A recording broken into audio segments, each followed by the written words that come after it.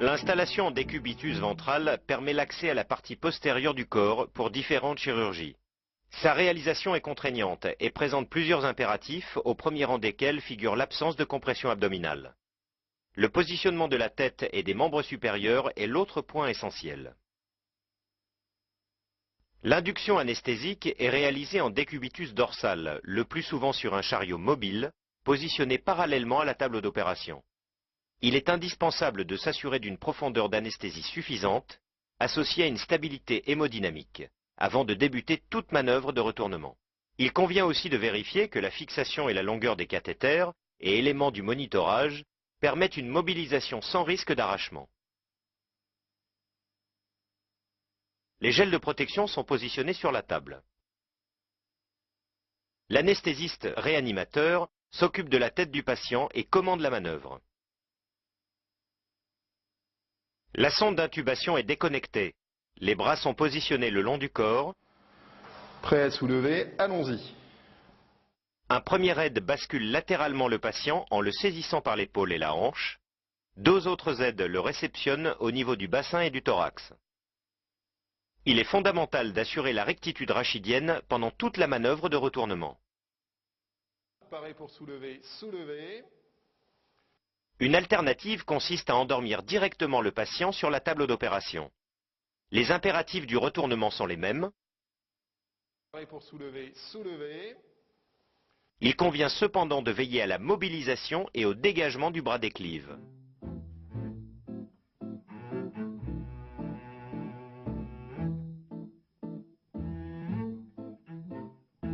Gel et boudin sont dans ce cas positionnés secondairement. L'installation de la tête est réalisée avec des appuis sur le front et les pommettes, en évitant flexion ou extension cervicale. Elle doit permettre le dégagement de la sonde d'intubation et surtout éviter toute compression oculaire, en particulier sur l'œil d'éclive. Elle est possible face contre table sur un dispositif adapté, coussin évidé permettant de préserver les points délicats en limitant l'appui aux pommettes et au front.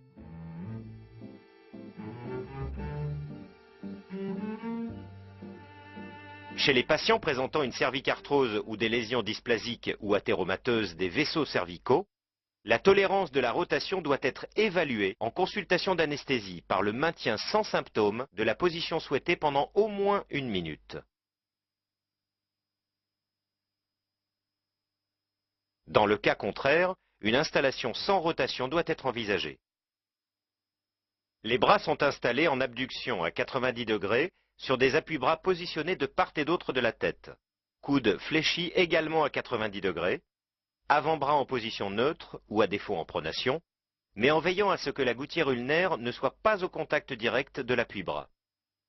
Il convient d'installer les appuis-bras de façon à éviter toute rétropulsion, susceptible d'étirer le plexus brachial ou les structures vasculaires, en particulier du côté contralatéral à la rotation de la tête. Les membres supérieurs peuvent également être installés le long du corps, dans une gouttière spécifique ou dans un drap bordé. Ce choix est obligatoire chez les patients présentant un syndrome de la pince costoclaviculaire ou des symptômes évocateurs.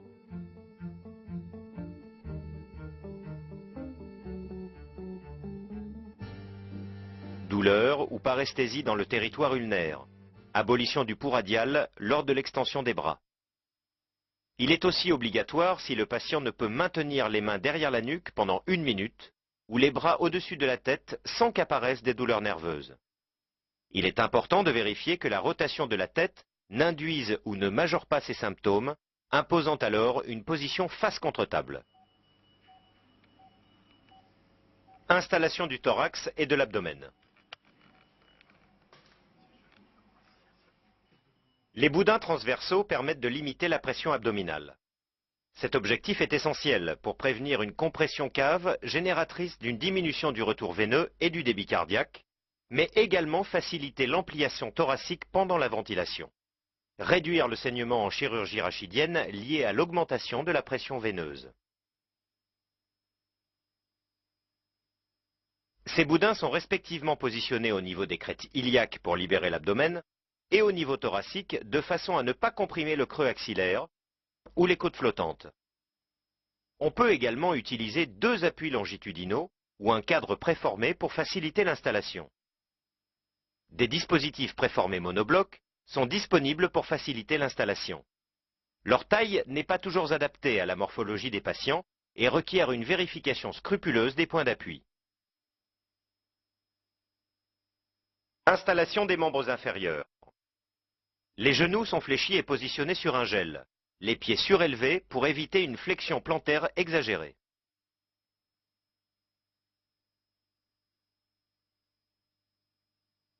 Les variantes du décubitus ventral. Le décubitus ventral table cassée type jackknife. Pour faciliter l'abord chirurgical rachidien en ouvrant l'espace intervertébral ou interlaminaire, une angulation de la table au niveau de l'articulation de la hanche permet de diminuer la lordose lombaire.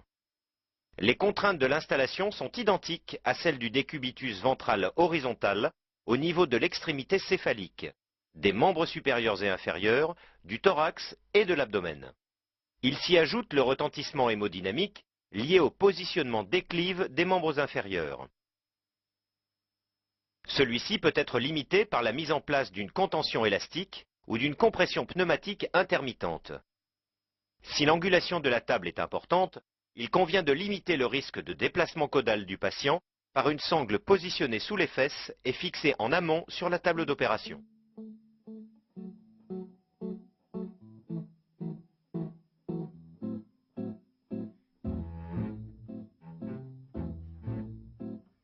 La position génupectorale a pour objectif de libérer entièrement l'abdomen en positionnant les appuis uniquement au niveau du thorax et des membres inférieurs.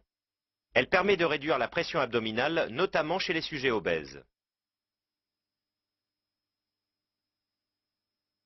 La variante la plus fréquemment utilisée est la position génupectorale avec appui fessier. Dans cette position, l'abdomen est totalement libre, aucun appui ne s'exerce sur la partie antérieure du bassin.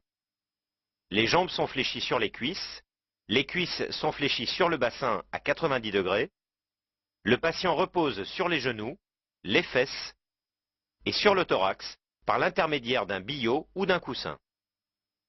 Des gels permettent de limiter utilement la pression au niveau des points d'appui. Fesses, genoux, thorax. La tête est tournée sur le côté ou face à la table. Les bras sont le plus souvent étendus de part et d'autre de la tête, en veillant à la liberté de la gouttière ulnaire.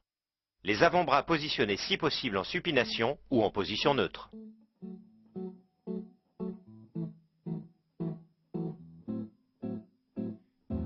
Cette installation débute par le retournement en position ventrale. Puis installation de l'appui des genoux et de l'appui fessier. La translation du patient requiert plusieurs aides. L'anesthésiste prend en charge la tête et son environnement. L'équilibre du patient est assuré par des appuis latéraux. La position de la sonde d'intubation est contrôlée par l'auscultation. Avant la mise en place des champs, on se doit de vérifier l'absence d'angulation ou de rotation excessive du rachis cervical, l'absence de compression des globes oculaires, la position de la sonde d'intubation, la bonne position de l'épaule, l'absence de compression du nerf ulnaire. La liberté abdominale assure une excellente ventilation et l'absence de compression entravant le retour veineux. Les organes génitaux ne sont pas comprimés. L'absence de compression sur la face antérieure des cuisses. La pression sur les genoux étant très importante dans cette posture, les genoux sont protégés par un coussin adapté. Pour terminer, la stabilité de la posture est vérifiée.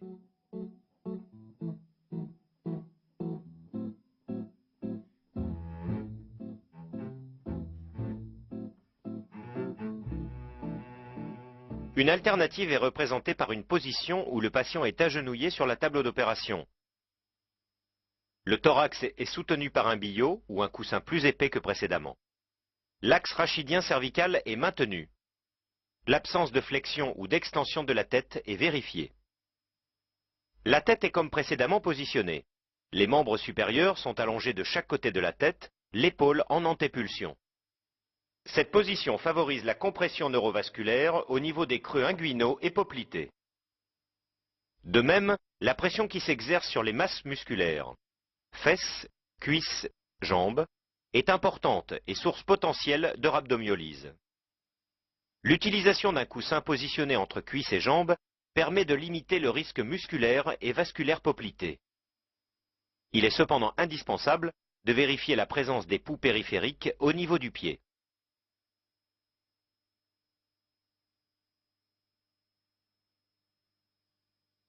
Des gels sont positionnés au niveau des genoux où s'exerce une part importante du poids du corps, ainsi que sous les pieds, pour réduire la flexion plantaire et l'étirement du paquet vasculo-nerveux pédieux. Des cales latérales sont placées au niveau des hanches pour limiter le risque de bascule du patient. L'installation dans cette posture n'est pas recommandée pour des interventions de longue durée.